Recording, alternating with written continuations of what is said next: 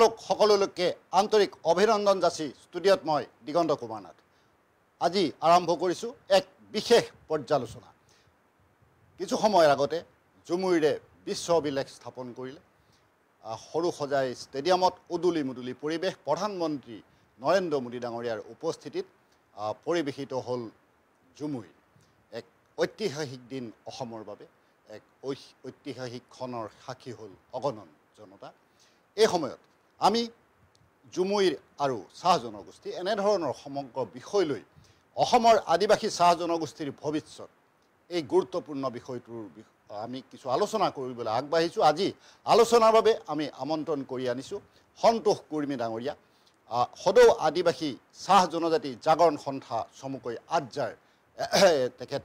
সাধাৰণ সম্পাদক এই গুৰু দায়িত্বত থাকি তেখেতে জনগোষ্ঠীটোৰ হকে বহুখিনি কাম কৰি আছে আমি তেখেতক আমাৰ আজি অনুষ্ঠানলৈ আদৰিছোঁ আমি তেখেতৰ সৈতে যথেষ্ট কথা পাতিম অনুষ্ঠানৰ আৰম্ভণিতে আমি আপোনাসবক কিছু বক্তব্যৰ মাজলৈ লৈ যাব বিচাৰিছোঁ এগৰাকী ব্যক্তি তিতাবৰৰ এগৰাকী ব্যক্তি তেখেতৰ বক্তব্য সংগ্ৰহ কৰি পঠাইছে আমাৰ তিতাবৰৰ সাংবাদিক চন্দন কলিতা ডাঙৰীয়াই এই বক্তব্যখিনি শুনক তাৰ পাছত আমি কিছু কথা পৰ্যালোচনা মানে বৰ্তমান মই সেই জুমটোকে মই মানে প্ৰধান হিচাপে দেখিলোঁ ছোৱালীজনীৰ বয়স বিশেষ হোৱা নাই গতিকে অহা বছৰো সুবিধা হ'ব তেওঁলোক দিব পাৰিব কিন্তু বিশ্বৰ ৰেকৰ্ড লিখি আমাৰ এটা ধৰক জুমুৰ আমাৰ চাহ শ্ৰমিক বা আমাৰ আদিবাসীসকলৰ এটা বাপতিসাহোন বুলিয়ে মই কৈছোঁ সেইটো যেতিয়া আমাৰ এই বিশ্ব দৰবাৰত উপস্থাপন হ'ব সেই জেগাডোখৰত যদি আমি উপস্থিত থাকিব পাৰোঁ আমাক নিজে গৰ্বিত হ'ম আৰু সেই উদ্দেশ্যকে আগত ৰাখিয়ে বৰ্তমান মই ছোৱালী দুজনীকো এবাৰ পৰীক্ষা দিবলৈ বাধা কৰিলোঁ আৰু মই চিলেকশ্যন হৈছোঁ গতিকে মই জুমুৰৰ বাবে প্ৰস্তুত হৈ আছোঁ বৰ্তমান আৰু ছোৱালীজনীক দুজনীক অহা বছৰলৈ পৰীক্ষা দিয়াৰ মই ব্যৱস্থা কৰিম বা তেওঁলোক নিজেও সাজু হৈ আছে অহা বছৰত পৰীক্ষা দিম বুলি তেওঁলোক হাই ছেকেণ্ডেৰী ছেকেণ্ড ইয়েৰত আছে হয় নাই কৰা মই যে একো আবেদন কৰা নাই মই ভাবিলোঁ তেওঁলোকক মানে মোৰ তীব্ৰ ইচ্ছা আছিলে বিশ্ব ৰেকৰ্ড হোৱাত যেতিয়া জানিবা মোৰ ফেমিলিটো থাকক আৰু সেই আৰু মই ভাবিলোঁ যে কি যদি কেনেবাকৈ তাত এপ্লাই কৰোঁ বা নিবেদন কৰোঁ যে এনেকৈ আমি দিব নোৱাৰিম তাত যাবলগীয়া হ'ব তো তেওঁলোকৰ পৰা মই কিজানি কিবা ধৰক নেগেটিভ কিবা পালোঁহেঁতেন যাৰ বাবে ছোৱালী দুজনীক মই তাত ল'ব নোৱাৰিলোঁহেঁতেন আৰু সেই কথা ভাবিয়ে মই মানে তেওঁলোকক নজনালেও আৰু আপোনাৰ হ'ল একো দৰখাস্ত দিয়া নাই মই যথেষ্ট ভাল পাওঁ সৰুৰ পৰাই ভাল পাওঁ আৰু আমাৰ মায়ে হওক বা আমাৰ বাইদেৱে হওক নিচুকনি গীতটো আমাৰ জুমুৰ ভাষাতে বা আমাৰ বগানীয়া ভাষাতে কৈছিলে শুনিছিলোঁ আৰু খুব ভাল লাগে আৰু বৰ্তমান আমি চলি আছোঁ এটা কথা ক'ব পাৰিম নেকি সেইদিনা কোনোবা মোক কালি ক'লে যে কোনোবাই লিখিছে যে টকা 25,000 চৰকাৰে দিব আৰু সেইকাৰণে যেনিবা লোভত ছোৱালীক স্কুল এৰায়ো দিছে কিন্তু সেই বিষয়ে মই একেবাৰে মানে মোৰ নহয় এইটো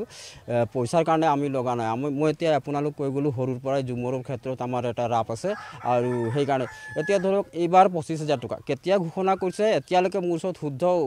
নাই মই গমেই নাপাওঁ 25,000 যে চৰকাৰ দিব কিন্তু আমি এতিয়াই নহয় আজি সৰুৰ পৰাই লাগি আছোঁ আৰু জুমুৰতে লাগি আছোঁ কিমান জেগা নিজৰ পইচা খৰচ কৰি জুমুৰ নাচিবলৈ গৈছোঁ এটা চখৰ কাৰণেই বুলি ধৰক আৰু এইবাৰ কিছুমানে কোৱা শুনিছোঁ 25,000 টকা চৰকাৰে ঘোষণা কৰাৰ বাবেহে বোলে পৰীক্ষা নিদিয়াকৈ ল'ৰা ছোৱালীক লৈছে এই ক্ষেত্ৰতো বা সেই কথা ফাঁকি শুনি যথেষ্ট দুখ পাইছোঁ তেনেকুৱা হ'ব নালাগিছিলে অকল পইচাটো নিচা নাথাকে মানুহৰ অন্য কিছুমান ক্ষেত্ৰতো থাকে বহুত ক্ষেত্ৰতে ধৰক নিচা এটা থাকে গতিকে চব ক্ষেত্ৰত পইচা আহে জানো নাহে এতিয়া কথা কৈছোঁ আমাৰ যেনিবা কিমান 70 লাখ নে কিমান আমাৰ চাহ শ্ৰমিক আদিবাসী আছোঁ আমি গোটেইকেইটাৰ এটা চিন লৈ গৈছোঁ বিশ্ব দৰবাৰত দেখুৱাবলৈ বা হয় নহয় সেই ক্ষেত্ৰতো মই মানে এই পৰীক্ষা বা মোৰ নিজৰ বাগিচা কামো এৰিছোঁ গতিকে সেইবিলাক চব এৰি মেলি গৈছোঁ কিলে মোক ভাল লাগিছে কাম হাজিৰাটোৰ কথাতকৈ সেইটো মই বিশেষ মহত্ব পাইছোঁ বা মহত্ব দিছোঁ সেইকাৰণে মই এইটো পদক্ষেপ ল'ব লাগিব মোৰ পাছত বিশ্ব অভিলেখ গঢ়িলে জুমুইৰ নৃত্যই এটা উল্লেখযোগ্য কথা আমাৰ আদৰণীয় কথা কিন্তু এই অভিলেখ গঢ়াৰ স্বাৰ্থত অভিলেখ গঢ়িবৰ বাবে দুগৰাকীকৈ শিক্ষাৰ্থীক পৰীক্ষাৰ পৰা বঞ্চিত কৰা এই ঘটনা কিমান সমৰ্থনযোগ্য মই সুধিব বিচাৰিছোঁ কুৰ্মী ডাঙৰীয়া এনি ভাৰত 24লৈ নমস্কাৰ জনাই তথা অসমবাসীলৈ নমস্কাৰ জনাই আমি আদিবাসী চাহ জনগোষ্ঠী হিচাপে অসমত বসবাস কৰা আজি প্ৰায় 200 বছৰীয়া খবৰ হ'ল ইতিমধ্যে সকলোৱে জ্ঞাত আৰু তেনে মুহূৰ্তত আদিবাসী চাহ জনগোষ্ঠীৰ সঁচাকৈ সৌভাগ্য বুলি ক'ব লাগিব ঝুমুৰ বিনন্দীয়া আৰু সেই ঝুমুৰ বিনন্দীয়া তথা সংস্কৃতিৰ প্ৰতিভাৱান যিসকল কলাপ্ৰেমী আজি জনগোষ্ঠীটোৰ মাজত আছে তেখেতসকলৰ তেজত আৰু হিৰে হিৰে হয়তো তেওঁলোকৰ ধমনীটো এটা তেওঁলোকৰ উলুধ্বনি সৃষ্টি হৈ থাকে আমি কেতিয়া আমাৰ পৰম্পৰাগত নিজৰ সংস্কৃতিক আমি অসম ৰাজ্যত স্থান দিব পাৰিম আৰু সেই উদ্দেশ্যে হয়তো সেই পৰিয়ালত যিহেতু কৈছেই তেওঁ যে মোৰ ছোৱালীকেইজনীক আজি হায়াৰ ছেকেণ্ডেৰী পৰীক্ষাত অৱতীৰ্ণ হ'বলৈ নিদিওঁ মই ঝুমুৰ বিনন্দীয়ালৈ তেওঁলোকক নৃত্যশিল্পী হিচাপে প্ৰেৰণ কৰিছোঁ সঁচাকৈ সৌভাগ্য এটা পৰিয়ালৰ কাৰণে দীৰ্ঘদিন ধৰি এটা জনগোষ্ঠী যেতিয়া সংস্কৃতিৰ প্ৰচাৰ আৰু প্ৰসাৰতা লভাৰ পৰা বিৰত থাকিব লগা হয় তেতিয়া এটা জাতিৰ সংস্কৃতিৰ যেতিয়া হিৰাই হিৰাই তেজে তেজে যেতিয়া চেকুৰা মৰাৰ গোট মৰা তেজটো যেতিয়া ভাঙি যাবলৈ সময় হয় সেই মুহূৰ্তত নিশ্চয় আগবাঢ়ি যাবই লাগিব আৰু সেয়াই হৈছে তেওঁলোকৰ চিন্তাধাৰণা হয়তো আগন্তুক অহা বছৰলৈ তেওঁলোকে হয়তো পৰীক্ষাত অৱতীৰ্ণ হৈ শুদ্ধ ৰিজাল্ট আৰু ভাল ৰিজাল্ট কৰাৰ হয়তো তেওঁলোকে চেষ্টা কৰিব আৰু এই চেষ্টাৰে হয়তো পিতৃজনেও ক'বলৈ বাধ্য হৈছে ছোৱালীকেইজনীও হয়তো পিতৃক মনোনিৱেশ কৰোৱাইছে যে আমি এইবাৰ ঝুমুৰ বিনন্দিনীত অংশগ্ৰহণ কৰিমেই কি যে এক টান এটা সংস্কৃতিৰ টান এই টান এৰিব নোৱাৰি সেই কথা সমানে সঁচা কুৰ্মী ডাঙৰীয়াই সেই কথাৰ বৰ্ণনা আপোনালোকৰ সন্মুখত দাঙি ধৰিছে মই এতিয়া আহিছোঁ এটা অন্য প্ৰসংগলৈ সেইটো শব্দ বিভ্ৰাট ঝুমুৰ বিনন্দিনী এই অনুষ্ঠান হোৱাৰ কিছুদিনৰ আগৰ পৰা সামাজিক মাধ্যমত হওক অন্যান্য ক্ষেত্ৰত হওক এটা কথা দৃষ্টিগোচৰ হৈছে আমাৰ আমি লক্ষ্য কৰিছোঁ সেই কথা সন্তোষ কুৰ্মী ডাঙৰীয়াৰ জ্ঞাতাৰ্থে মই সেই বিষয়টো দাঙি ধৰিছোঁ যে আমি সৰুতেই পঢ়োঁতে আমি পঢ়িছিলোঁ ঝুমুৰ মদ হুঁচৌকাৰ য'ত হুঁচৌকাৰ মদ হুঁচৌকাৰ হুঁচৰি ৰ বা ঝুমুৰ কেইবাখনো অভিধানত সেই বিষয়ে উল্লেখ আছে সকলোতে য'ত হুঁচৌকাৰ মদ হুঁচৌকাৰ এই বুলি আছে কিন্তু আমাৰ আজি যি অনুষ্ঠান সম্পাদিত হৈ গ'ল প্ৰধানমন্ত্ৰী নৰেন্দ্ৰ মোদী ডাঙৰীয়াৰ উপস্থিতিত যি ঐতিহ্যময় অনুষ্ঠান সংগঠিত হৈ গ'ল পৰিৱেশিত হৈ গ'ল সেই অনুষ্ঠানত ঝুমুৰ এই শব্দটোৱে অকণমান বিভ্ৰান্তিৰ সৃষ্টি কৰা আমি পৰিলক্ষিত হৈছে আমি বিভিন্নজনৰ লগত কথা পাতিছোঁ এই সন্দৰ্ভত কুৰ্মী ডাঙৰীয়াই কি কয় ভাৰতবৰ্ষৰ বিভিন্ন জাতি উপজাতিৰে আদিবাসী চাহ জনগোষ্ঠী অসমত স্থায়ী নিবাসী বুলি ক'ব পাৰি আৰু অসম ৰাজ্যৰ হাড়ে-হিমজুৱা অবিচ্ছেদ্য অংগ অসমীয়া জাতিৰ এক জনগোষ্ঠী আৰু তেনে মুহূৰ্তত এই ঝুমুৰ আৰু ঝুমুৰ এই যি তিনিওটা পৃথকতা আচলতে কথিত আৰু লিখিত ৰূপত ইয়াক সঁচাকৈ কোনোদিনেই জনগোষ্ঠীটোৰ শিক্ষিত ব্যক্তিসকলে বা মুধাফটা যিসকল আছিল তেওঁলোকে ইয়াক প্ৰতিষ্ঠা কৰাৰ চিন্তাধাৰণা কৰা নাছিল পৰম সৌভাগ্য শাসকীয় চৰকাৰৰ মুখ্যমন্ত্ৰী হিমন্ত বিশ্ব শৰ্মাৰ নেতৃত্বত বিশ্লেষণাত্মক দিশেৰে ঝুমুৰ শব্দটো বিশ্লেষণ কৰি অনা হৈছে আৰু সেই বিশ্লেষণাত্মকৰ ৰূপকেই আজি ঝুমুৰ দিছে আৰু এই নামাকৰণটো ঝুমুৰেই হ'ব লাগে প্ৰকৃতাৰ্থত ঝুমুৰো নহয় এইটো আমি ক'ব পাৰোঁ কিন্তু দৃঢ়তাৰে আমি ক'ব পৰা নাছিলোঁ নিজেও আমি কনফিউজত আছিলোঁ আমাৰ নিজৰ এটা পৰম্পৰাগত উৎসৱ যিহেতু বা পৰম্পৰাগত কলা সংস্কৃতিৰ লগত জড়িত থকা ঝুমুৰ এই ঝুমুৰক আমি বা ঝুমুৰৰ ওপৰত যিসকলে কলা সংস্কৃতিৰ সাধনা কৰিছিল ঝুমুৰ গুৰু আছিল ঝুমুৰ সম্ৰাট আছিল তেখেতসকলে ইয়াৰ বিশ্লেষণ নকৰাৰ খাতিৰত মুখে মুখে আৰু চাহ বাগিচাৰ মজিয়াত চাহ শ্ৰমিক ৰাইজৰ মজিয়াত আদিবাসী বসতি প্ৰধান অঞ্চলসমূহত ইয়াৰ প্ৰভাৱিত আছিল ঝুমুৰ নোহোৱা নহয় এয়া নাথ ডাঙৰীয়াই কোৱা যিটো কথা স্পষ্ট হয় কুৰ্মী ডাঙৰীয়াৰ জ্ঞাতাৰ্থে মই আৰু এটা কথা এইখিনি উল্লেখ কৰিব বিচাৰিছোঁ যে এই যেতিয়া বিতৰ্ক হৈ আছিলে সেই সময়ত আমিও আমাৰ এটা পোষ্টত এগৰাকী সুলেখিকা সুকবি কবিতা কৰ্মকাৰ দৰ্শকে নিশ্চয় গম পায় তেখেতে এটা মন্তব্য দিছিল যে আচলতে সেই নামটোৱে শুদ্ধ আৰু তেখেতে তেতিয়া চাদ্ৰী ভাষাৰ কিছু উল্লেখ কৰিছিলে আৰু কুৰ্মালী অভিধানৰ কথাও এটা প্ৰসংগত আহিছিলে আৰু মই নিজে সেই বিষয়ে অনুসন্ধান কৰি কুৰ্মালী অভিধানৰ 164 নম্বৰ পৃষ্ঠাত সেই শব্দটো আৱিষ্কাৰ কৰিছিলোঁ আৰু তাত এতিয়া লেখাৰ ধৰণে আছে, হুঁচৰিটো আছে, ঝুমৈৰ বুলি আছে। মই এটা কথা কুমিন ডাঙৰীক সুধিব বিচাৰোঁ যে এইটো কুৰ্মালী অভিধানৰ কথা কৈছোঁ মই বা চাদ্ৰী ভাষাৰ কথা আহিব ইয়াত, তেনেধৰণে আমি শব্দবিলাক ৰখা উচিত বুলি আপুনি ভাবেনে? চাওক, ভাৰতবৰ্ষৰ ৩৭খন ৰাজ্যত কুৰ্মী জনগোষ্ঠী বা কুৰ্মী সম্প্ৰদায়টো আছে আৰু প্ৰত্যেকটা ৰাজ্যিক ৱাইজত আজি অসমত আমি থাকোঁ, অসমীয়া ভাষাৰ ঠাঁচ আমাৰ শব্দৰ মুখত স্পষ্টভাৱে ওলায়। ঠিক পশ্চিমবংগত থাকিলে বঙালী ভাষাৰ ওলাব, গুজৰাটত থাকিলে গুজৰাটী ওলায়, মহাৰাষ্ট্ৰত থাকিলে মাৰাঠী ভাষাৰ ঠাঁচ থাকে। ঠিক তেনেধৰণে ঠাঁচবিলাকৰ জৰিয়তেই আমাৰ এই শব্দবিলাকৰ ব্যৱহৃত হৈছে আৰু সেই শব্দৰ ব্যৱহৃত হোৱাৰ বাবেই আমি ঝুমুৰক বা ঝুমৈৰ এইবিলাক কোৱাত আমাৰ অলপ বিশ্লেষণাত্মক ৰূপ বা ডিক্সনেৰী বা অভিধানৰ মজিয়াত আমি সেই শব্দবিলাক লিখাত হয়তো থাকি গৈছে ক'ৰবাত। এখন অভিধানত নিশ্চয় এটা শব্দৰ অৰ্থ বহুতো প্ৰকাশিত হয় আৰু আমি তাক নুই কৰিব নোৱাৰোঁ। কুৰ্মী ডাঙৰীক ধন্যবাদ জনাইছোঁ। মই এই প্ৰসংগৰ পৰা এটা আন প্ৰসংগলৈ আহিছোঁ। আমি সকলোৱে এই কথা জানো যে নিজৰ ভূমি নাইকিয়া এটা জনগোষ্ঠী, চাহ জনগোষ্ঠী, আদিবাসী এইসকল লোক, ঘৰ বনাবলৈ মাটি নাই তেখেতসকলৰ, বাগিচাৰ শ্ৰমিক হিচাপে অধিকাংশই শ্ৰম কৰে। শেহতীয়াভাৱে দেখা গৈছে যে বহু বাগিচা পুঁজিপতি এতিয়া বিক্ৰী কৰিবলৈ লৈছে, বাগিচা কিছুমান বন্ধ হৈ পৰিছে। এনে সময়ত এই জনগোষ্ঠীটোৰ ভৱিষ্যত সন্দৰ্ভত কি ভাবে কুৰ্মী ডাঙৰীয়া?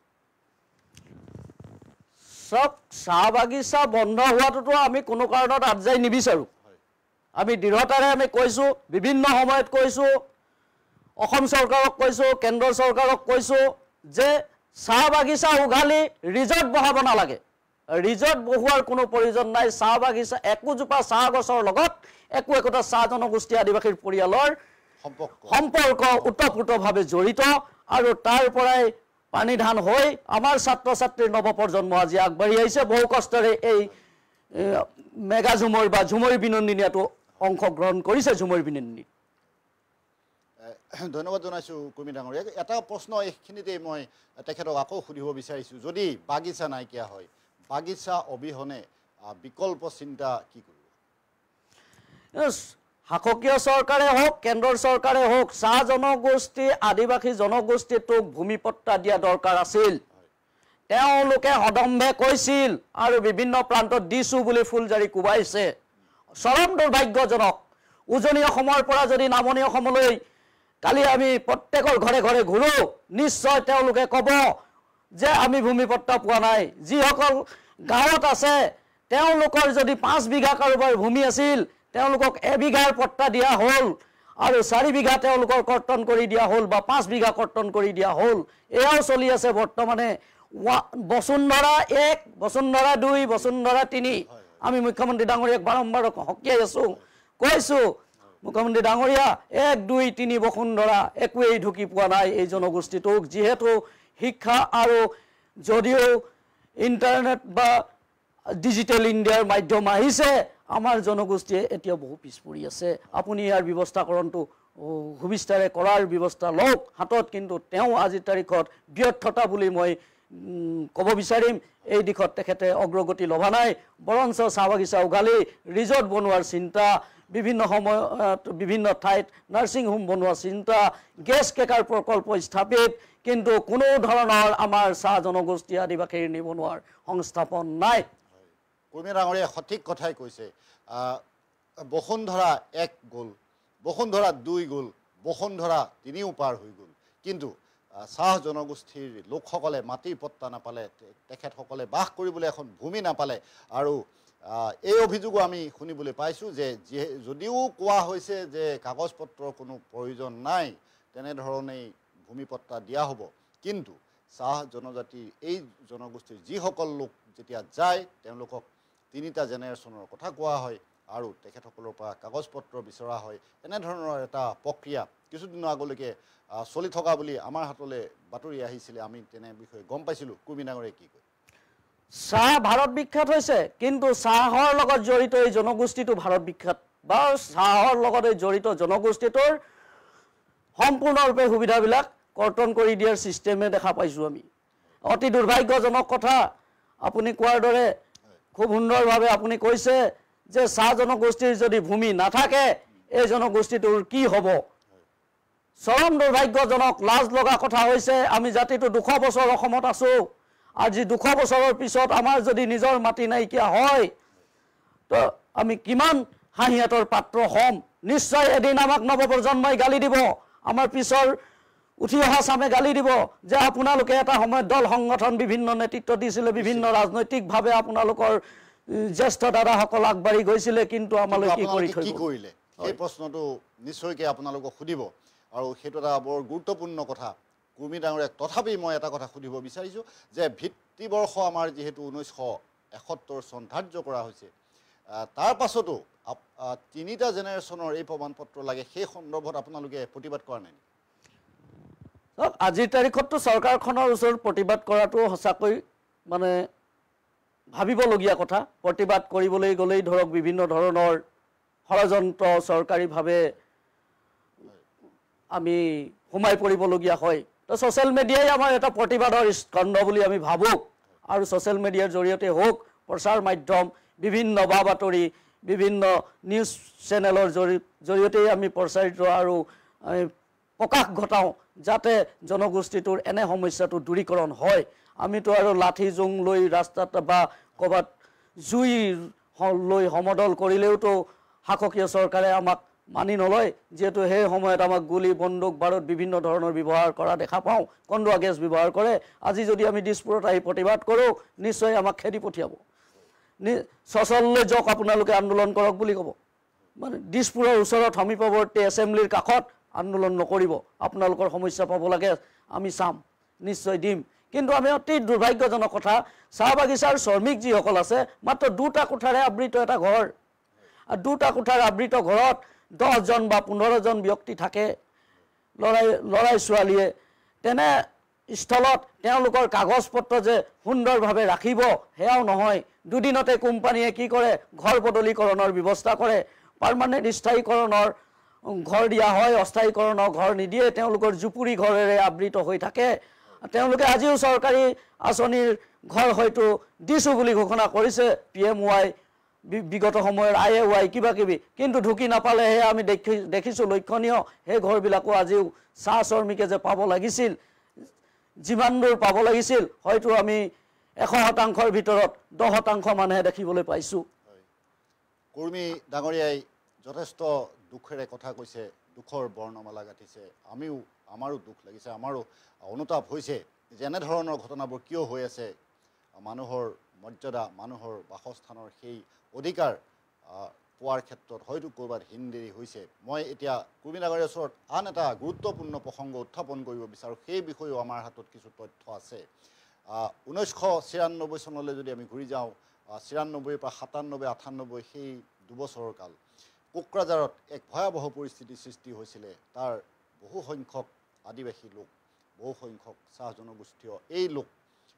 ক্ষতিগ্ৰস্ত হৈছিলে আৰু যদি আমি আকৌ তাৰ পাছলৈ চাওঁ 2014 চনৰ কথালৈ যদি চাওঁ তেতিয়া বিশ্বনাথ চাৰিআলিকে ধৰি অসমৰ বিভিন্ন ঠাইত এটা সশস্ত্ৰ বিদ্ৰোহী সংগঠনৰ হাতত বহু সংখ্যক আদিবাসী লোক ক্ষতিগ্ৰস্ত হৈছিলে বহুতে প্ৰাণ হেৰুৱাইছিলে এনেধৰণৰ ঘটনা হৈছিলে কিন্তু এটা কথা আমি লক্ষ্য কৰিছোঁ যে এই দুইটা মই প্ৰসংগ টানি আনিছোঁ আৰু এই দুইটা প্ৰসংগত আমি এটা কথা গুৰুত্বপূৰ্ণভাৱে লক্ষ্য কৰিছোঁ যে সেই সময়ৰ ক্ষতিগ্ৰস্ত বহু লোকে আজি পৰ্যন্ত ক্ষতিপূৰণ পোৱা নাই মানে এনেকুৱা ঘটনা হৈছে কোকৰাঝাৰৰ বহু সংখ্যক লোক 1996 97 98 চনৰ কথা ক'লোঁ আজি পৰ্যন্ত নিজৰ ঘৰলৈ ঘূৰি যাব নোৱাৰা পৰিস্থিতি বৰ্তমান বৰ্তি আছে কি কাৰণে এইবোৰ হৈছে আৰু আপোনালোকে কি ভাবে চক অসমখনত এক ধৰ্মীয় সংকট আছিল অসমখনত ৰাজনৈতিক সংকট আছিল এই দুয়োটা সংকটে আমাৰ জনগোষ্ঠীটোক বাৰুকৈয়ে দহিছে মই বিতৰ্কলৈ নাযাওঁ বিতৰ্কলৈ যোৱাৰ প্ৰশ্ন নাই আমাৰ জনগোষ্ঠীটোৰ মাজত দুটাকৈ ধৰ্ম আছে সকলো অসমতে বিৰাজমান আপোনালোকে জানে এটা ইংৰাজী ধৰ্ম আমাৰ মাজত ইষ্টাব্লিছ আছে যিটোক আমি কওঁ ইংলেণ্ডৰ বা আমেৰিকান ধৰ্মৰ লগত আমি তুলনা কৰিব বিচাৰোঁ আৰু আন এটা হ'ল সাম্প্ৰতিক সনাতনৰ লগত অসমৰ বায়ু পানী আকাশৰ লগত মিলি থকা ধৰ্মীয় এটা প্ৰত্যাহ্বানৰ লগতো আমি জড়িত হৈ থাকোঁ তো এই দুয়োটাই যেতিয়া আমি জড়িত হৈ থাকোঁ হয়তো আমাৰ সমাজখনতো কেতিয়াবা এই দুয়োটা সংকটেই আমাক যথেষ্ট জৰাজীৰ্ণ কৰাৰ এটা উপশম কৰে আমি নিশ্চয় অনুভৱ কৰি আহিছোঁ আৰু দুখ লগা কথা বড়োলেণ্ডত গোষ্ঠীগত সংঘৰ্ষ হওঁতে আমি গৈছিলোঁ বহু কষ্টৰে গৈছিলোঁ সেই সময়ত আমি ফুৰিছিলোঁ বিভিন্ন সময়ত গৈছিলোঁ আমি বহু ঠাইত যিবিলাক শিবিৰ আছিল প্ৰতিটো শিবিৰ আজি সেই শিবিৰৰ আৱাসীসকল আজিও ঘৰলৈ ঘূৰি কিছু গৈছে কিছু যাবই পৰা নাই তেওঁলোকৰ ভূমি হেৰাই গ'ল কোনোবাই লুটি ল'লে ভূমি সেই ভূমিৰ পট্টা কাৰোবাৰ হৈ গ'ল কিন্তু এই জাতিটোৰ বা সেই শ্ৰমিক সেই কষ্ট পোৱা সেই গোষ্ঠীগত সংঘৰ্ষত লিপ্ত হোৱা পৰিয়ালটোৱে নাপালে সঁচাকৈ ক'বলগীয়া কথা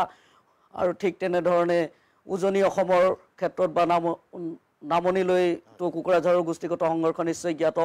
উজনিলৈ ঠিক তেনেধৰণে জনগোষ্ঠীটোৰ গাঁৱত থকা পৰিয়ালসমূহে চৰকাৰী আঁচনিবিলাক ঢুকি নোপোৱাত বা পাবলৈ সক্ষম নোহোৱাত আমি যথেষ্ট পিছ পৰি যাবলগীয়া হৈছে যি নিজে দুই একে আগবাঢ়িছে তেওঁলোকে নিজস্বতাৰে ঘৰ সাজি সুন্দৰভাৱে নিজৰ কাগজ পত্ৰ ৰাখিবৰ কাৰণে প্ৰয়াস কৰিছে বাকীসকলে প্ৰয়াস কৰিব পৰা নাই যাৰ পৰিপ্ৰেক্ষিতত আমাৰ জনগোষ্ঠীৰ মাজত 1 জেনেৰেশ্যন 2 জেনেৰেশ্যন 3 জেনেৰেশ্যনৰ যদি কিবা ডকুমেণ্ট বিচাৰে সঁচাকৈ দিবলৈ তেওঁলোক সক্ষম নহয় কিন্তু এটা কথা মই এইখিনিতে আপোনাৰ দৃষ্টিলৈ আনিব বিচাৰিছোঁ যে এই যি ঘটনাবিলাক হ'ল এই ঘটনাবিলাকৰ পাছত ক্ষতিপূৰণ বহু লোকে পোৱা নাই সেই কথাটো কিমান দূৰ সঁচা নিশ্চিত সেইটো সঁচা কথা 100% ক'ব লাগিব ক্ষতিপূৰণ পোৱা নাই আমি দেখিবলৈ পাইছোঁ আনকি ৰাজহ দুৰ্যোগ ব্যৱস্থাপনাৰে যোৱাবাৰ বতাহ ধুমুহাত বহু ব্যক্তিৰ ঘৰ ক্ষয় ক্ষতি হ'ল অসমৰ বহু আদিবাসী চাহ জনগোষ্ঠীৰ ঘৰ ক্ষয় ক্ষতি হ'ল কিন্তু কি কৰিল 2000-4000 টকা দিয়েই 1,20,000 টকাৰ ফাণ্ড এজন মানুহৰ পৰিৱৰ্তে চেংচন হ'ল টকা ক'ত গ'ল ৰাজহ বিভাগৰ নাজানো আমি দুৰ্যোগ ব্যৱস্থাপনা বিভাগৰ নাজানো আমি সেই টকাসমূহ কিন্তু যিসমূহ পৰিয়ালে পাব লাগিছিল তেওঁলোকে সঠিকভাৱে নাপালে দুৰ্ভাগ্যজনক কথা কুমি ডাঙৰীয়াক মই আৰু এটা কথা এই প্ৰসংগতে কওঁ যে আমি বিচাৰোঁ আদিবাসী হওক বা বড়ো জনগোষ্ঠী হওক যি লোকেই নহওক কিয় ক্ষতিপূৰণৰ সেই ধনখিনি পাওক ক্ষতিপূৰণখিনি পাব লগা ক্ষতিপূৰণখিনি পাওক তেওঁলোকে নিজে গৈ আকৌ নিজৰ ঘৰ সংসাৰ আৰম্ভ কৰক আমি সেই কামনা কৰোঁ কুমি ডাঙৰীয়াই কৰেনে নিশ্চয় কেন্দ্ৰ চৰকাৰ আৰু অসম চৰকাৰে যদি ইয়াৰ সঠিক ব্যৱহাৰ কৰে তো আমি সমৰ্থন ইয়াৰটো কৰিবলৈ বাধ্য কিন্তু অতি দুৰ্ভাগ্য কেন্দ্ৰ চৰকাৰে দিয়া আঁচনিসমূহ অসমত ৰূপায়ণ হওঁতে ক'ত কি খুঁটি নাটি থাকি যায় নাজানো মুখ্যমন্ত্ৰীয়ে ঠিকেই ঘোষণা কৰে কিন্তু গাঁৱৰ পঞ্চায়তে বা চাহ বাগিচা অঞ্চলতে হওক চাহ উদ্যোগিত অঞ্চলতে হওক গৈ নাপায় গৈ সঠিককৈ নাপায় কুমি ডাঙৰীয়াক ধন্যবাদ জনাইছোঁ আমি কিছু সময়ৰ ভিতৰতে এই অনুষ্ঠানৰ পৰা বিদায় ল'ব লাগিব মই শেষবাৰৰ কাৰণে কুমি ডাঙৰীয়াৰ ওচৰলৈ আহিছোঁ আৰু মই এটা প্ৰসংগ তেখেতৰ সন্মুখত উত্থাপন কৰিব বিচাৰিছোঁ যে চাহ জনজাতি আৰু আদিবাসী কল্যাণ সঞ্চালকালয় আছে সেই সঞ্চালকালয়ৰ অধীনত আপোনালোকৰ যথেষ্টখিনি উন্নয়নমূলক কাম হয় সেই বিষয়ে আমি কিছু কথা গম পাওঁ বা সেই বিষয়ে আমি কিছু কথা জানো আৰু চাইমন সিং হৰ স্কলাৰশ্বিপৰ সুবিধা আপোনালোকৰ জনগোষ্ঠীয় লোকসকলে লাভ কৰে একেদৰে দয়াল দাস পানিকা স্বনিয়োজন আঁচনিৰ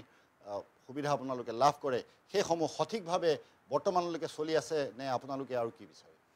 চব লাভ কৰে বুলি সকলোৱে কয় আৰু চাহ জনজাতি সঞ্চালকালয় এটা বিভাগো আছে মই নিজে যেতিয়া শিক্ষা গ্ৰহণ কৰিছিলোঁ মই নিজে টকাও পোৱা নাছিলোঁ আৰু কি ক'ম আৰু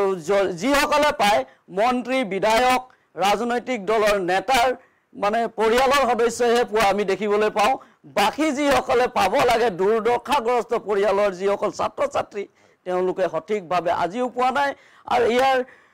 অন্তৰালত এটা দুষ্ট চক্ৰ গুৱাহাটীত ৰাখি থোৱা হয় যিটো দুষ্ট চক্ৰৰ জৰিয়তে কল্যাণ সঞ্চালকালয় শ্ৰম বিভাগত তেওঁলোকে ভিতৰি ষড়যন্ত্ৰ কৰি সম্পূৰ্ণৰূপে ধনসমূহ আত্মসাৎ কৰি ক'ৰবালৈ লৈ যায় আৰু শ কোটি টকা দিলেও উক্ত জনগোষ্ঠীটোৰ সঠিক ৰূপায়ণ নহয় দুৰ্ভাগ্যজনকভাৱে এই কথা আপোনালোকৰ সন্মুখত কুমি ডাঙৰীয়াই উত্থাপন কৰিছে আমি বিচাৰোঁ সকলো ঘটনাই সঠিক দিশত ধাৱমান হওক ক্ষতিগ্ৰস্তসকলে ক্ষতিপূৰণ পাওক আৰু সমাজখন সুস্থভাৱে চলি যাওক আমি সেই আশা কৰিছোঁ আজিৰ এই অনুষ্ঠানত ইমানখিনি তথ্য আপোনালোকৰ সন্মুখত আগবঢ়োৱাৰ বাবে সন্তোষ কুৰ্মী ডাঙৰীয়াক আমি ধন্যবাদ জনাইছোঁ আপোনালোককো ধন্যবাদ জনাইছোঁ এই অনুষ্ঠান ইমান সময় উপভোগ কৰাৰ বাবে ঝুমুৰ নৃত্যই বিশ্ব অভিলেখ গঢ়াৰ এই সময়ছোৱাত আজি এই সুদিনত এই সুক্ষণত আমি এইখিনি কথা জনগোষ্ঠীৰ হৈ আপোনালোকৰ সন্মুখত আলোচনা কৰিলোঁ এতিয়া অনুষ্ঠানৰ পৰা বিদায় লৈছোঁ চাই থাকিব এনি ভাৰত 24 শুভৰাত্ৰি